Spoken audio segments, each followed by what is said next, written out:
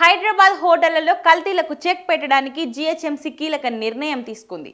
నగరంలో 5 అత్యాధునిక ఆహార పరీక్ష కేంద్రాలను ఏర్పాటు చేయనుంది. ఇందుకోసం 30 కోట్ల రూపాయలు ఖర్చు చేయనున్నారు.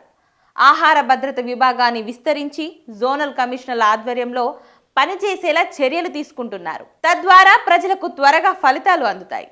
ఈ ప్రతిష్టాత్మక ప్రాజెక్ట్ కోసం నగరంలోని వివిధ జోన్లలో అనువైన స్థలాలను గుర్తించే పని శరవేగంగా సాగుతుంది.